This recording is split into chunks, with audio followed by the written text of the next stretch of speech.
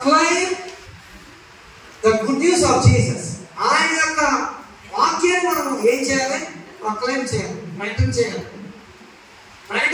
ఆయన వాక్యాన్ని మనము చెప్పాలి. ఉల్లిపాయల దగ్గరికి వెళ్ళి అమ్మా ప్రభు నమ్మకమ్మా అని చెప్పాలి. జోన్ పుట్టారు కదా, చంద్రి గారు దేవుని దగ్గర రండి ప్రార్థన చేసుకోండి అని చెప్పగలరు. మనకు తెలిసిన వారినైనా సరే మనం ఏం చేయాలి? వాక్యాన్ని ఏ యాక్సెస్ ఉంటుంది కదా మనకి చెప్పడానికి, మనకి ఫ్రెండ్షిప్ ఉంటుంది కదా. మరి బాబు ఈరోజు ప్రార్థన చేసుకున్నావా అని అడగడం అదేమనేది కదా. కాబట్టి మనం ఏం చేయాలి? దేవుని సన్నిధిలో మనం ఆయన వాక్యాన్ని ప్రకటన చేయాలి.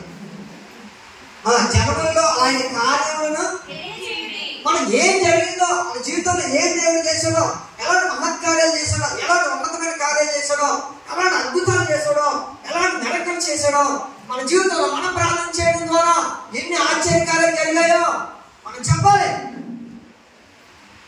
ఒక 3 సాక్ష్యాలు నేను చెప్తాను. భయంకరమైన సాక్ష్యాలు మీకు ఎవరికి తెలియదు కొన్ని ఉన్నాయి. నేను ప్రార్థన చేస్తే ఇక్కడ మన పట్టాల పాప ఒక రోజు బైకింగ్ కలిసి ఒక 2 గంటల వరకు పక్కన పడుతుంది. ఆవిడ నన్ను రమ్మంటే 4 గంటలు నేను ప్రార్థన చేశాను. ప్రార్థన చేస్తే ఇమీడియట్ గా లేచిపోయింది. నిన్నలేదు మొన్న 7 రోజులు మీటింగ్ జరిగితే వైజాగ్ వెళ్తే వైజాగ్లో ఉంది ఆ అమ్మాయి. అప్పుడు మా మాస్టర్ గారు జయకుమార్ గారు ఉన్నారు. అప్పుడు ఒక సాక్షి ఇప్పించారు. అమ్మా నీకు ఏం జరిగిందని చెప్పి అయ్యారు కంటే అన్ని కృపాణి గారు వచ్చి ప్రార్థన చేస్తే నేను చచ్చిపోయాను, నేను మైకులో లేను, ఏమీ లేను, నేను 2 గంటల వరకు నాకు చచ్చిపోయినట్టుగా ఉన్నాను, అందరూ చచ్చిపోయి అనుకున్నారు. అలాంటప్పుడు కృపాణి గారు వచ్చి ప్రార్థన చేశారు. ప్రార్థన చేస్తే దేవుడు లేపడండి, స్వస్థ వచ్చింది అని చెప్పి జయకుమార్ గారు చెప్పింది. అమ్మ ప్రైజ్ లార్డ్ అని చెప్పి నేను అనుసరించాను. అది ఒకటి. రెండోది, ఒకసారి నాకు బాగా గుర్తు, సీతారామపురం మన దగ్గరికి చర్చకొచ్చాక ఆవిడన్నారు. మీరు ఏం పేరు? ఏం పేరమ్మా? రామలమ్మ గారు వాళ్ళ ఇంటికి వెళ్ళాను. ఎప్పుడు వెళ్ళను, సడన్గా వెళ్ళను. ఎప్పుడో నాకు ఏదైనా మైండ్తో వస్తే నాకు కొంచెం ఫ్రీగా ఉంటే అలా ఎక్స్పోర్ట్ వెళ్ళినప్పుడు సీతారామపురం సడన్గా వెళ్ళానండి. నేను ఎప్పుడు ప్రేరేపణ రాకుండా నేను ఎవరింటికి రాను, మ్యాక్సిమం రాను. నాకు ఎప్పుడైనా ప్రేరేపణ వస్తే అర్ధరాత్రిగా వచ్చేస్తాను. సో అలాగే తెలిసి వాళ్ళు వెళ్తూ ఎందుకు నా బండి తిరిగిందని వెళ్ళాను ప్రార్థన చేశానండి.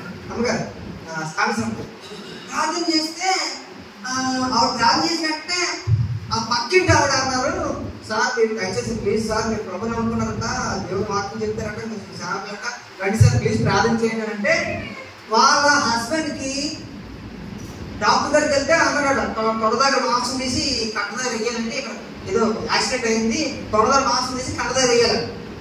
నేను వెళ్ళానండి, ప్రార్థన చేశాను. మా అమ్మకి వెళ్ళి ప్రార్థన చేస్తున్నానండి. ఆవిడ చెప్పాను, అమ్మ ప్రార్థన చేద్దాం అంటే ఒక ప్రార్థన చేద్దాం పర్లేదు, అది చేస్తాము నమ్మకలేదండి, అది విశ్వాసం ఉంటుంది, ప్రార్థన చేశాను అయ్యారు ప్రార్థన చేద్దాం ప్రార్థన చేశాను. నేను ప్రార్థన చేస్తుండగా నా చేతిలో నుంచి ఏదో సత్యాన్ని నేను చూశానండి.